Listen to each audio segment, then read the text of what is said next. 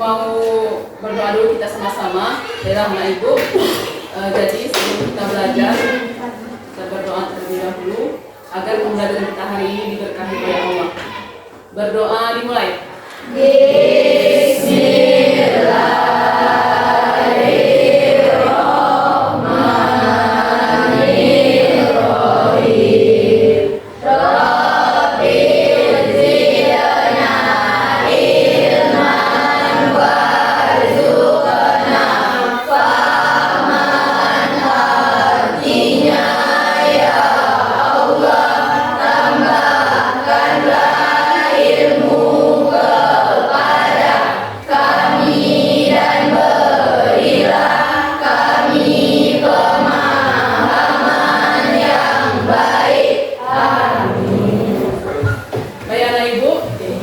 Sebelum kita belajar, alangkah baiknya kita absen terlebih dahulu. Hari ini datang semua? Enggak, Bu. Siapa yang nggak datang? Dapat, Bu. Dapat. Kenapa dapat nggak datang? Izin, Bu. Oh, izin. Siapa lagi? Basir, Bu. Oh, Basir. Basir kenapa dia? Ada, Bu. Apa ya? Oh, nanti kalau jumpa sama Basir bilang ya, jangan nggak sekolah ya, nak ya? Ya, Bu. Sekolah.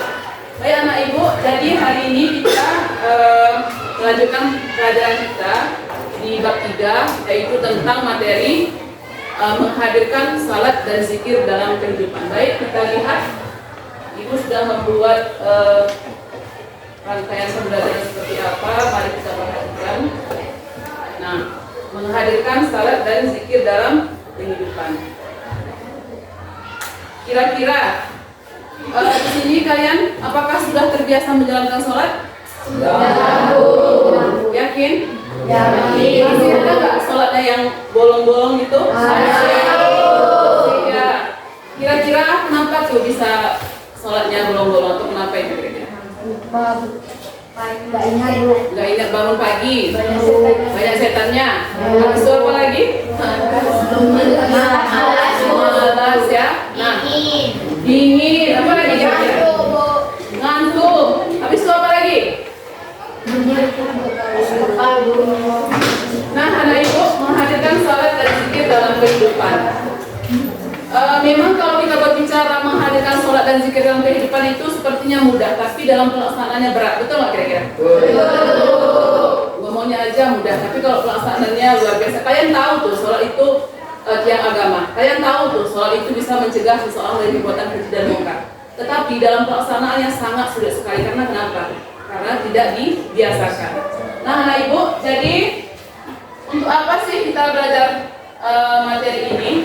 Ya, kenapa kita harus belajar materi ini? Ya, jadi anak ibu, kita belajar materi ini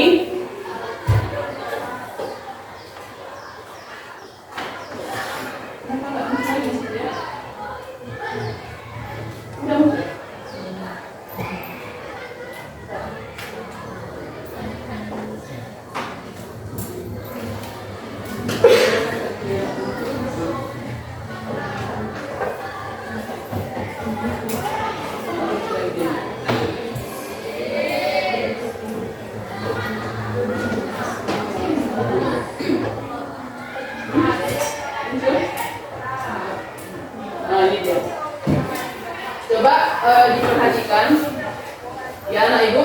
Jadi kenapa kita harus sholat, untuk apa kita sholat, ya kan? Tujuan pembelajaran, coba kalian perhatikan semuanya. Setelah tujuan kita belajar materi ini adalah anak ibu semuanya supaya kita ya dapat menghubungkan sholat dan zikir dan ketakwaan. Contohnya gini, misalnya kita kalau sudah melaksanakan sholat, insya Allah semuanya akan baik. Misalnya prestasi kita akan baik, akhlak kita juga akan baik, semuanya akan baik. Itu nggak kira-kira? Nah, kemudian tujuannya apa lagi? Mencegah diri kita dari perbuatan keji dan mungkar. Apa sih perbuatan keji? Apa sih perbuatan mungkar? Contoh, mencuri, apa lagi? Berbohong, pacaran, termasuk apa lagi? Membunuh juga termasuk keji ya, berzina termasuk keji ya kan? Jadi insya Allah dengan kita mendirikan sholat maka kita akan terhindar dari perbuatan keji dan mungkar. Kemudian apa lagi tujuan kita belajar materi ini? Ya, supaya kita bisa menuliskan atau mencontohkan seperti apa sih perilaku orang yang sholat. Beda nggak perilaku orang sholat sama nggak sholat? Beda, Bu. Coba perhatikan kalau orang sholat. Dari cara dia berbicara, dari cara dia bersikap, dari cara dia untuk bertingkah itu udah kelihatan, betul nggak? Betul. Coba misalnya kalau orang yang nggak sholat misalnya, jauh dari Allah, cara ngomongnya aja kasar, habis itu ugal-ugalan lagi, tingkahnya tuh nggak jelas, mudah emosi, mudah marah, betul nggak kira-kira? Betul. Nah, karena ibu, kemudian apa lagi tujuan kita belajar materi ini supaya kalian bisa membuat misalnya catatan mini atau membuat kutipan misalnya di media sosial gitu. Nanti kalian misalkan ada HP di rumah bisa kalian buat misalnya apa kira-kira manfaat sholat itu apa, habis itu apa hikmahnya, bisa kalian misalnya berdakwah lah dengan media sosial gitu ya. Nah, baik anak ibu, jadi untuk lebih memahami materi kita ini, maka ini ada beberapa pertanyaan pemantik atau capaian pembelajaran yang harus kalian raih gitu ya. Misalnya di sini apa itu salat? Ada yang tahu nggak itu apa salat? Di sini. Nah, coba. Salat adalah kegiatan yang diawali dengan niat dan diakhiri dengan salam. Iya, bagus sekali. Tepuk tangan. Bagus. Nah, sekarang ibu tanya, apa itu zikir? Ada yang tahu nggak kira-kira? Ada yang tahu? Tunjuk tangan aja, nggak apa-apa. Oh boleh, silakan. Masya Allah luar biasa. Zikir adalah mengingat Allah sambil berdiri, berbaring dan duduk atau sambil berdiri. Ya, sambil berbaring duduk kita mengingat Allah. Nah, sekarang pertanyaan ibu, bagaimana cara kita mengingat Allah? Ada yang tahu nggak kira-kira? Gimana kita berlafaz zikir itu? Gimana kita sebutkan di dalam kehidupan kita sehari-hari? Misalnya kita bilang Subhanallah, walhamdulillah. Kita lihat misalnya orang cantik banget kan? Misalnya hidungnya mancung, matanya cantik, udah kayak artis Bollywood. Misalnya kita tengok misalnya, nggak pernah kita tengok orang bule misalnya. Datang lah ke dari luas kan? Datang aja kali kita tengok lah. Bukan kita bilang astagfirullahaladzim, bukan kayak gitu. Apa yang kita bilang? Masya Allah. Kalau misalnya kita bilang, kita misalnya memuji kebesaran Allah, Masya Allah. Kalau kita dapat rezeki gimana? Alhamdulillah. Ya Alhamdulillah, Alhamdulillahirabbil alamin. Habis itu apa lagi? Kalau misalnya kita ingat kekuasaan Allah, kebesaran Allah, apa lagi kita bilang? La ilaha illallah. Betul nggak kira-kira? Betul. Berzikir itu tidak mesti kita saat kita sholat. Apa saat kita sudah sholat? Bisa juga dalam keadaan kita misalnya duduk boleh. Sambil kita berjalan boleh kita berzikir. Sambil kita nunggu di angkot misalnya, kita lagi nunggu bus, nunggu beca ya kan? Kita baca zikir boleh. Misalnya lafaz zikir subhanallah walhamdulillah wala ilaha illallah wallahu akbar. Coba semuanya kita baca lafaz zikir. Subhanallah walhamdulillah wala ilaha illallah wallahu akbar. Keren nggak kira-kira? Keren. Nah, anak ibu, jadi tadi udah paham ya apa itu sholat, apa itu zikir. Nah, ini pertanyaan yang sangat luar biasa. Mengapa salat dan zikir penting kita laksanakan? Yang tahu nggak kira-kira? Mengapa salat dan zikir itu penting kita lakukan? Ada yang tahu nggak kira-kira? Salat dan zikir itu, ibu ini kan ya? Ada yang tahu jawab? Salat dan zikir itu penting. Oh bisa, silakan. Agar terhindari dari perbuatan keji, disayang Allah dan mendapat pahala yang banyak. Iya, bagus sekali. Tepuk tangan. Agar terhindar dari perbuatan keji dan mungkar, disayang Allah dan juga kita disayang teman kita. Betul nggak kira-kira? Betul. Nah, anak ibu, sekarang ibu tanya sama kalian. Kira-kira Allah itu butuh nggak dengan sholat kita? Butuh. Yang bilang butuh, tunjuk tangan. Nggak apa-apa. Yang bilang butuh. Yang bilang nggak butuh, tunjuk tangan. Seperti kalau kita nggak sholat, Allah itu langsung miskin gitu. Allah itu langsung lemah gitu. Ngaku. Pengaruh nggak kira-kira? Ngaku. Nah, jadi dia udah ada ragu-ragu tadi ya, udah ada yang bilang pengaruh, habis itu kayaknya enggak baik. Untuk lebih jelasnya, boleh Ibu jelaskan? Baik. Coba dengar. Jadi anak Ibu, Allah itu nggak butuh dengan sholat kita. Mau kita sholat, mau kita nggak sholat, Allah itu nggak pengaruh sama dia. Dari kenapa pengaruhnya untuk siapa? Untuk diri kita.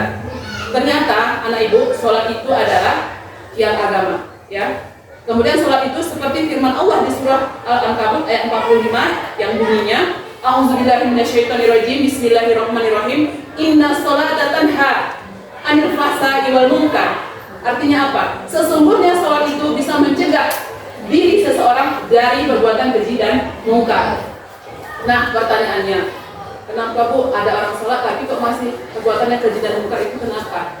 Itu gara-gara sholatnya belum benar. Contoh, tidak memahami bacaannya, tidak memahami bagaimana hukumnya, gerakannya belum sempurna, belum benar. Jadi gimana caranya solusinya? Belajar lagi. Betul nggak kira-kira? Betul. Nah, kembali ke materi tadi ya. Mengapa salat dan zikir itu penting dilaksanakan? Tadi sudah dijawab, supaya kita dekat dengan Allah, supaya kita dilindungi Allah, disayang oleh Allah, banyak sekali manfaatnya, terhindar dari perbuatan keji dan mungkar, ya kan? Nah, anak Ibu, kalau kita sholat, apa yang kita rasakan? Tenang.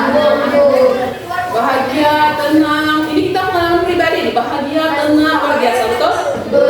Kalau kita nggak sholat, apa yang kita rasakan? Cemas dan gelisah, nggak tenang, marah. Seusia kalian masih usia pubertas, ya kan, masih remaja awal, kalau nggak salah Ibu, itu cepat kali marah, cepat kali emosi, nggak mau diatur, cepat kali naik tensinya, cepat kali pokoknya ngambek, betul nggak kira-kira? Betul. Nah itu kira-kira gara-gara pengaruh apa? Ada juga pengaruh dari hormon kita, ya kan? Ada juga dari pengaruh yang lainnya. Jadi anak Ibu, supaya kita selamat di dunia dan di akhirat, coba kita membiasakan diri untuk sholat. Nah, kembali ke pembahasan tadi. Jadi Allah itu nggak butuh dengan sholat kita. Kita yang butuh kepada sholat. Kenapa? Karena sholat itu bisa menuntun jiwa kita, diri kita kepada jalan kebaikan, jalan kebenaran. Nah, jadi manusia itu ada 3 kebutuhan yang harus dipenuhi di dalam dirinya. Nah, mungkin ini belum pernah kalian dengar sebelumnya, belum pernah kalian dapat, ya kan? Jadi ini gue kasih tahu. Simak baik-baik, perhatikan baik-baik dengan baik-baik. Bahwa ini nanti pulang ke rumah nanti ini harus diamalkan, dipraktekkan lah, diingat selamanya ya. Baik, coba dengarkan. Jadi manusia itu ada 3 kebutuhan. Yang pertama kebutuhan jasmani. Kebutuhan jasmani itu seperti ya makan, minum, itu jasmani harus dipenuhi. Kalau nggak kita bisa mati. Coba kira-kira. Coba kita nggak makan seminggu, mati nggak kira-kira? Mati. Kemudian kebutuhan dari rohani kita. Apa kebutuhan rohani kita? Misal seperti sholat, seperti sedekah, seperti ngaji Quran. Apalagi kira-kira? Seperti misalnya membaca Quran, sedekah, haji dan lain sebagainya. Dan termasuk juga sholat di situ. Nah, kemudian kebutuhan dari otak kita. Otak kita apa kebutuhannya? Akal kita, ilmu pengetahuan. Seperti kalian sekarang bersekolah, ya kan? Kalian bersekolah, jadi kita menuntut pengetahuan. Itu termasuk juga ke dalam namanya memenuhi kebutuhan dari otak atau akal kita. Jadi manusia itu adalah diibaratkan dengan hewan yang berpikir atau manusia yang berpikir. Gitu. Kita beda sama hewan karena kita berpikir. Kalau kita nggak berpikir maka kita sama aja dengan hewan. Makanya manusia itu setiap harinya, setiap ininya harus mengembangkan dirinya. Nah, apa pengaruh yang 3 tadi anak Ibu? 3 kebutuhan tadi, masih ada yang ingat kebutuhan apa tadi? Jasmani. Kedua kebutuhan apa? Yang ketiga kebutuhan apa? Otak itu harus dipenuhi. Supaya apa? Supaya kita menjadi manusia yang baik, seimbang dan juga selaras. Kita tahu mana yang baik dan mana yang buruk. Coba misalnya kita sholat aja, gak usah makan, busuk nggak kira-kira? Coba kita misalnya mau apa nih? Kita misalnya pas bulan puasa misalnya, belum buka puasa, disuruh kita beli gula sama orang tua. Nah, pergi beli gula sana misalnya kan? Kita belum buka puasa, waktunya udah buka puasa. Udah gemetar-gemetar kita sholat, mana lebih duluan kita duluankan sholat sama makan? Sholat. Kalau beberapa pendapat ulama ya itu mengatakan makan dulu, karena kalau nggak ada tenaga kita gimana kita sholat. Makanya 3 kebutuhan tadi harus kita penuhi. Misalnya contohnya nih kita misalnya mau sholat, kita udah gemetar, Allah udah gini kita untuk nggak sanggup lagi. Nggak mungkin kita bisa masuk kalau perut kita lapar. Betul anak Ibu? Jadi di sini Ibu mau tekankan sama kalian bahwa 3 kebutuhan tadi harus kita penuhi. Kenapa? Agar agar kita menjadi manusia yang seimbang, selaras, dan selamat di dunia dan selamat di akhirat, ya kan? Nah, sekarang biar kita nggak capek kali, coba kita sekarang senam otak dulu. Mau ibu ajarkan? Mau. Coba berdiri semua.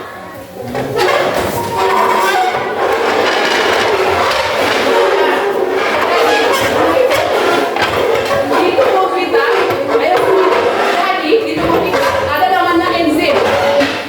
Nanti boleh tanya sama Bu Ipa. Enzim namanya cacat tonji, jin tolak-toli. Kalau kita sebutkan dia akan keluar. Oke, kita mulai ya. Perhatikan dulu. 1, 2, 3. Lihat aja dulu caranya. Tepuk 2 kali. Cacat tonji, jim tolak-toli. Cacat tonji, jim tolak-toli. Nah, ini untuk melatih fokus, ini untuk melatih pendengaran, ya kan? Jadi ini fungsinya untuk melatih. Boleh diperhatikan di rumah. Ibu dulu dapat pelatihan ini dari kakak-kakak mahasiswa yang di Banda Aceh. Pas mereka itu datang ke Gairus, ibu dilatih untuk memperhatikan semua. Oke, kita mulai ya. 1, 2, 3. Semakin lama semakin cepat nanti ya. Pertama pelan-pelan harus semakin cepat, lama semakin cepat. 1, 2, 3. Cacat tonji, jim tolak-toli. Cacat tonji, jim tolak-toli. Cacat tonji, jim tolak-toli. Cacat tonji, jim tolak-toli. Oke, kita ulangi lagi. Oke, 1, 2, 3. Cacat tonji, jim tolak-toli. Cacat tonji, jim tolak-toli.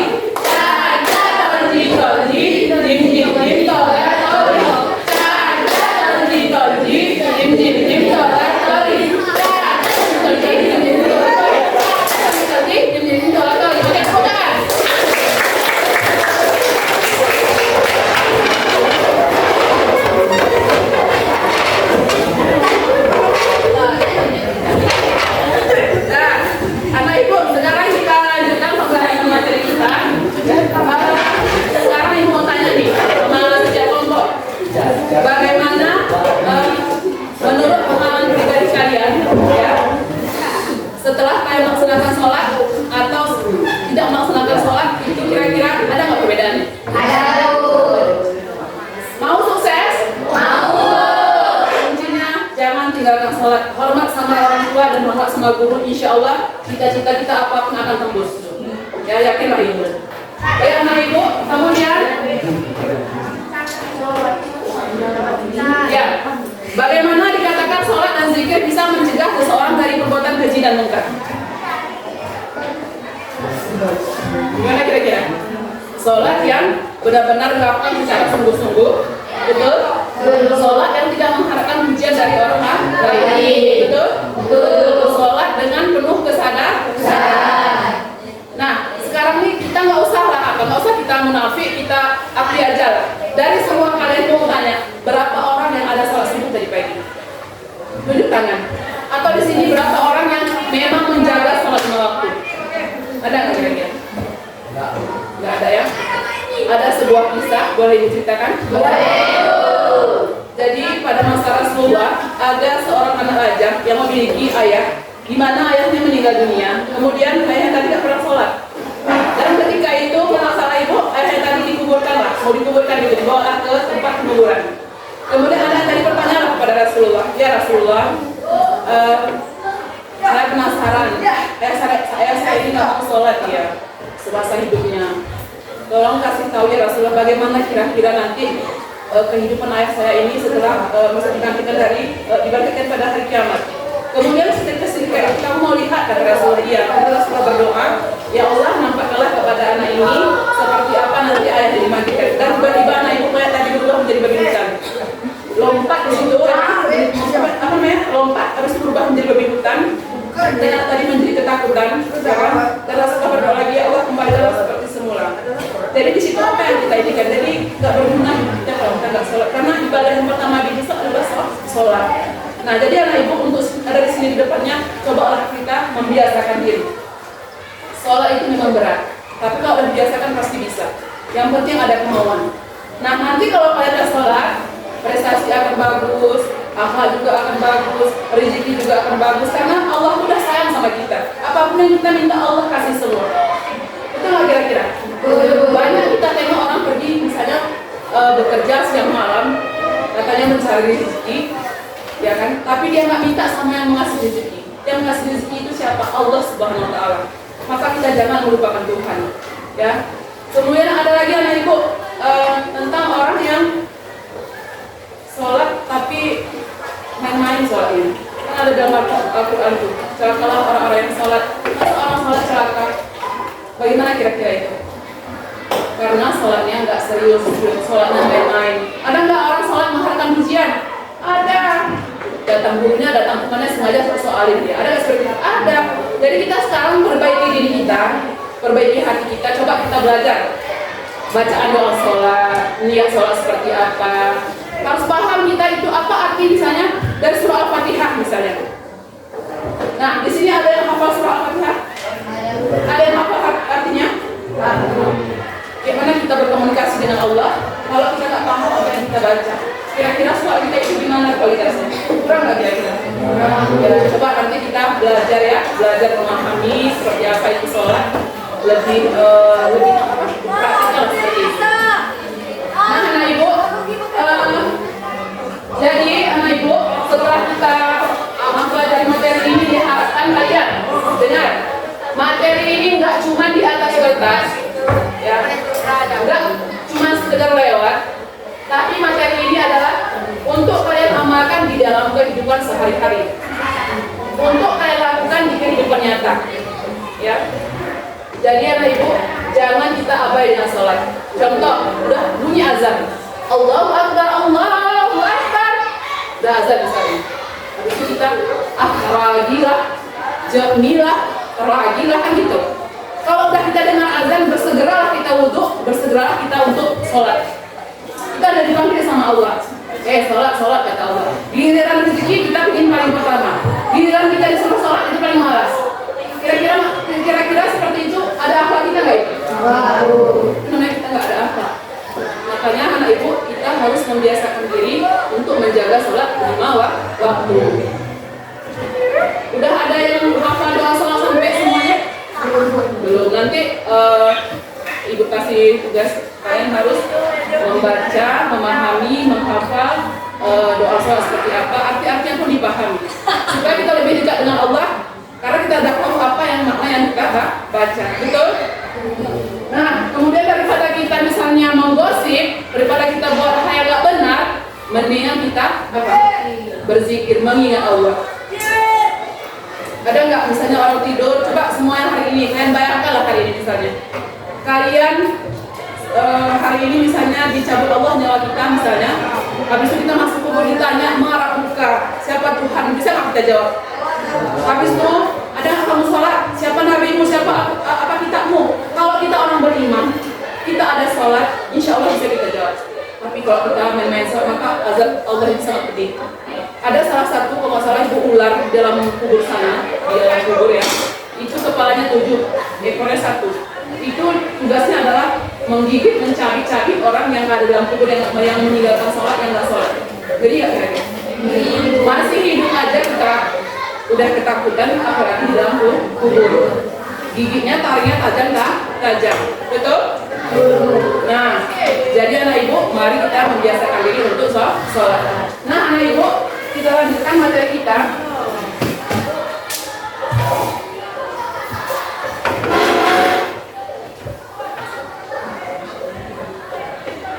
Nah, kira-kira apa itu pengertian dari sholat atau makna sholat? Kalian tahu nggak kira-kira?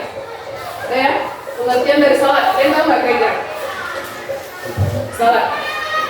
Tadi kan kita udah bahas nih, sholat seperti apa, habis bagaimana. Ibu ingin menanamkan kepada kalian bernalar kritis. Jadi materi ini nggak cuma di atas, kita harus paham. Oh, jadi materi ini untuk kita terapkan, kita amalkan. Nah, jadi bermakna pembelajaran kita ini. Ada hasil yang kita peroleh. Kalau pintar, ibu rasakan pintar-pintar semua. Buka Google, dapat semua, betul? Tapi untuk membiasakan diri, itu yang sulit. Membiasakan diri untuk baik, membiasakan diri untuk sholat, itu yang perlu kita latih. Betul nggak kira-kira? Kalau pintar, iblis pun lebih pintar daripada siapa? Daripada Nabi Adam waktu itu, makanya bisa digodanya. Karena dia punya strategi, betul ya? Nah, Bapak Ibu, jadi coba diperhatikan makna salat ini sudah ada Ibu paparkan di sini, ya. Salat secara bahasa adalah diartikan dengan doa, ya, atau doa meminta kebaikan, ya.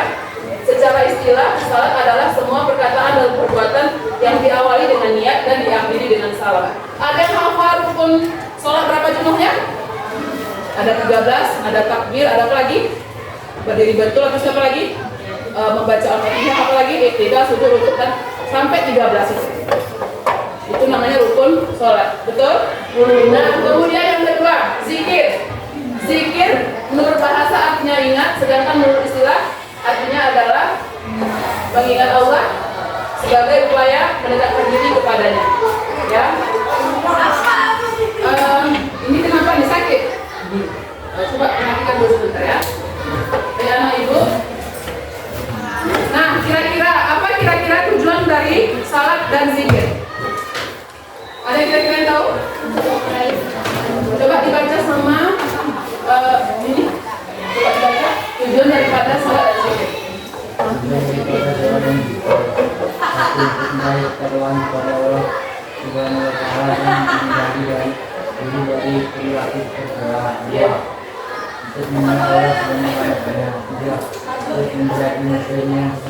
Ya, bagus sekali. Diulang ya.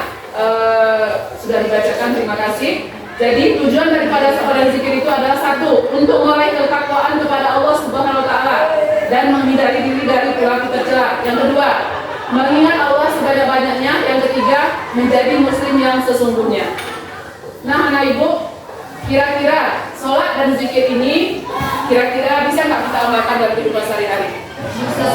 Bisa, insya Allah bisa ya.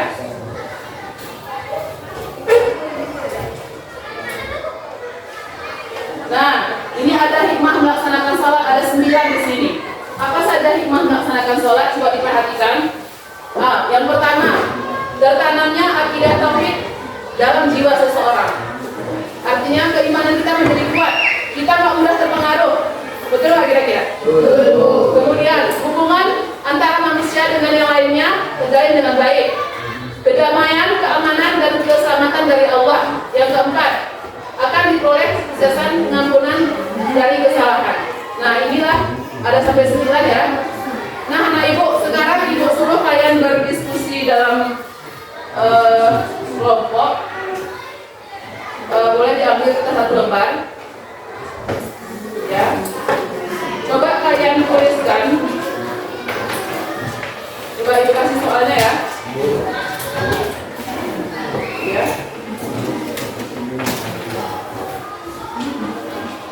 Nah, coba kalian tulis di kertas 1 lembar masing-masing kelompok. Tuliskan pengalaman pribadi kalian, diskusikan di kelompok kalian mengenai apa yang kalian rasakan ketika melaksanakan sholat. Boleh? Coba jawabannya nggak ada di paket, nggak ada di ini, jawabannya harus dipikirkan, didiskusikan di kelompok kalian. Silakan ibu ulangi lagi soalnya. Tuliskan pengalaman kalian ketika melaksanakan sholat 5 waktu. Apakah tenang kah, bahagia kah? Udah, itu 1 ya. Oke, yang kedua, tuliskan dampak yang kalian rasakan apabila tidak mengerjakan sholat. Ya, boleh didiskusikan, silakan. Duduknya yang bagus. Tuliskan dampak yang kalian rasakan apabila meninggalkan sholat. Berarti di sini 2 ya. Yang pertama ketika melaksanakan sholat, yang kedua ketika tidak. Coba ini jawabannya nggak ada di apa, ini harus didiskusikan di hati kalian, di pikiran kalian. Ini butuh penalaran yang luar biasa. Ya, oke. Ada yang kurang mengerti dengan tugas yang ibu berikan? Mengerti semua ya? Oke, silakan dikerjakan. Oke, nggak apa, buat aja. Misalnya, kalau misalnya kita mengerjakan sholat, yang kita alami, kita rasakan apa? Misalnya senang, bahagia, tenang, apa lagi? Damai, ya kan?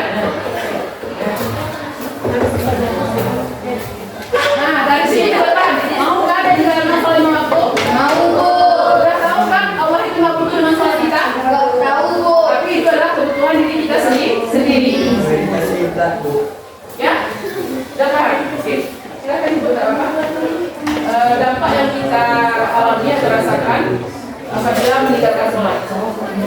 Ibu rasa ini nggak sulit, nggak susah karena ini berdasarkan pengalaman pribadi ya. Oke.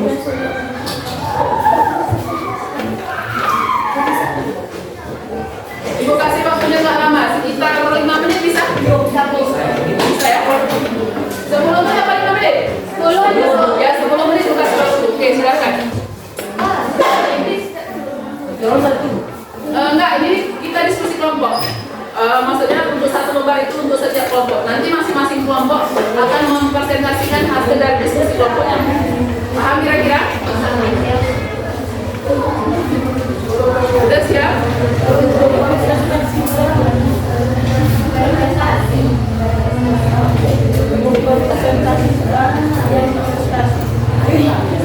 Bisa kira-kira? Kalau kita sholat, perasaan kita dulu tenang, bahagia, tidak ada beban, plong, ya kan? Tapi kalau nggak sholat, perasaan gimana aja? Perasaan pulang kita satu kalian ada bayar, ya kan?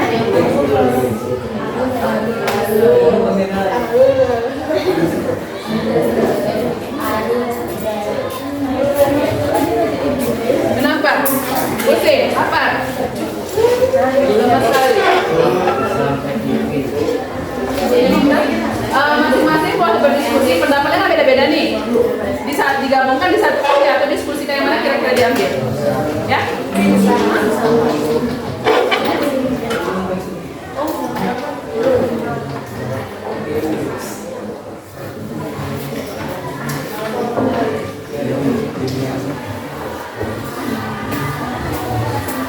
Udah siap?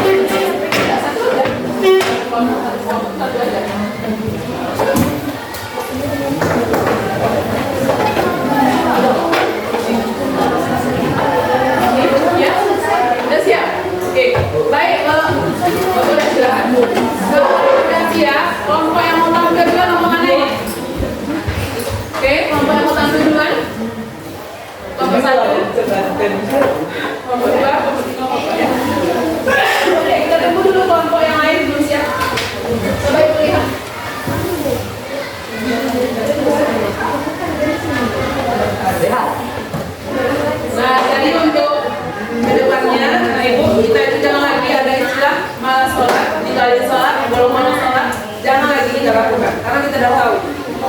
Karena yang memerintahkan kita sholat itu adalah Allah. Karena manfaatnya untuk diri kita, betul? Itu yang punya cita-cita, ingin jadi dokter, ingin jadi polisi, ingin jadi apa, buktikan itu sudah buktikan berhasil. Alhamdulillah. Makanya kita jangan main sama Allah. Ya, apapun cita-cita kita insya Allah tercapai. Dan anak ibu udah siap semua?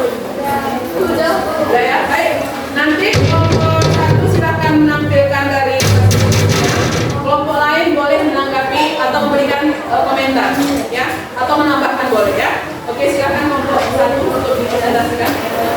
Boleh di depan ya, di sini aja. Oke, silakan. Boleh berdiri satu orang aja yang membaca.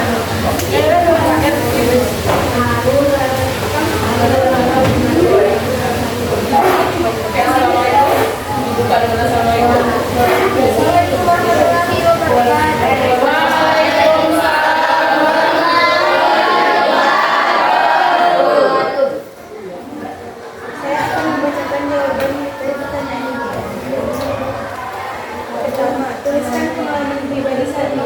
Melakukan sholat lima waktu. Menurut kamu, kalian akan merasa tenang, bahagia dan tidak perasaan. Pikiran akan tenang kan? Suaranya kecil kali, bisa dibesarkan? Saya? Boleh. Dua, tuliskan dampak yang kalian rasakan saat tidak melaksanakan sholat atau meninggalkan sholat. Akan datang perasaan gelisah, dan pikiran tidak. Iya. Kelompok yang lain ada yang ingin menanggapi? Ada yang mau bertanya? Boleh? Ada yang mau bertanya kepada kelompok satu?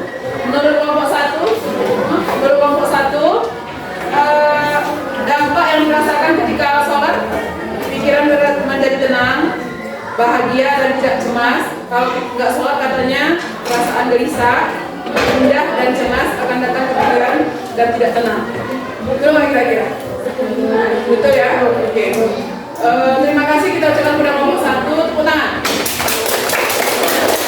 Lanjut kelompok 2. Silakan presentasi hasil dari diskusi kelompoknya. Oke, silakan. Assalamualaikum warahmatullahi wabarakatuh. Waalaikumsalam warahmatullahi wabarakatuh. Kami akan mempresentasikan hasil diskusi kami. Kita melaksanakan sholat, rasa tenang, damai, bahagia, senang, dan siap melakukan semua aktivitas yang ada. Dan jika kita tidak melakukan sholat, akan terasa gelisah, tidak tenang, dan hati tidak nyaman, serta rasa lemas. Iya, Demikian dari kami. Assalamualaikum warahmatullahi wabarakatuh. Waalaikumsalam. Ya, rata-rata sama kelompok 1 tadi mirip-mirip juga ya, berarti yang dirasakan sama ya kan? Oke, terima kasih kepada kelompok 2. Sekarang kita lanjutkan kepada kelompok 3. Silakan kelompok 3. Assalamualaikum warahmatullahi wabarakatuh. Waalaikumsalam warahmatullahi wabarakatuh.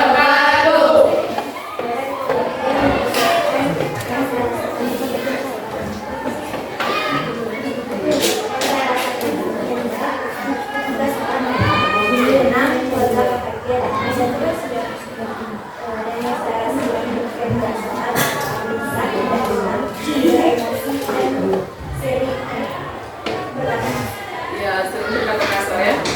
Jadi anak ibu, kalau kita rajin sholat, yang kira-kira yang datang apa itu? Malaikat. Kalau kita malas sholat, yang datang apa itu kira-kira? Setan, iblis, betul? Maka dari sini ke depannya, maka kita membiasakan diri untuk menjaga sholat 5 waktu. Oke, terima kasih nak ya. Lanjut kelompok 4. Oke, silakan. Assalamualaikum warahmatullahi wabarakatuh. Waalaikumsalam warahmatullahi wabarakatuh. Tempat kerjanya boleh ibu minta? Saya akan membacakan hasil diskusi kami dari pertanyaan. Bisa ibu minta nak? 1. Tuliskan pengalaman pribadi kalian ketika sedang sholat. Hasil diskusi kami adalah ketika sedang melaksanakan sholat, hati kita menjadi tenang dan damai, serta kehidupan kita akan menjadi lebih bahagia. Lebih bahagia, masya Allah, luar biasa. Soal yang kedua, dampak yang kalian rasakan jika tidak melaksanakan sholat. Hasil diskusi kami adalah ketika kami tidak melaksanakan sholat, hati kami akan menjadi gelisah, mudah marah, dan kehidupan yang kita jalani tidak damai. Ya, baik. Sekian dari kami. Assalamualaikum warahmatullahi wabarakatuh. Waalaikumsalam warahmatullahi wabarakatuh. Belum? Oh ya. Udah siap? Biar ibu minta gambar kerjanya, hasil diskusinya. Dipindahin dulu. Ya, baik. Baik anak ibu. Jadi dari materi yang ibu sampaikan tadi, ibu mau bertanya sama kalian. Kira-kira ada nggak yang dibawa pulang hari ini? Betul?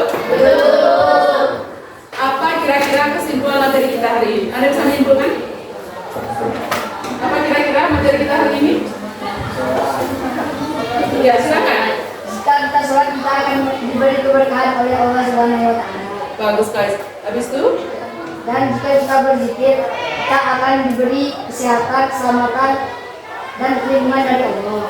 Dilindungi sama Allah ya. Masya Allah, luar biasa. Tepuk tangan.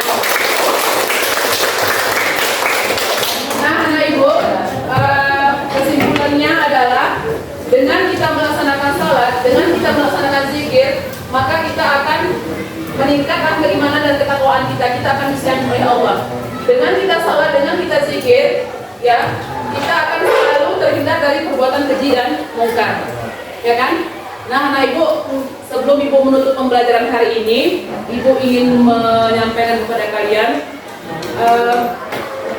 mari sama-sama kita perbaiki diri kita tingkatkan ibadah kita selalu menjaga sholat 5 waktu, dan juga selalu berzikir kepada Allah supaya kita selamat hidup di dunia dan di akhirat, ya kan?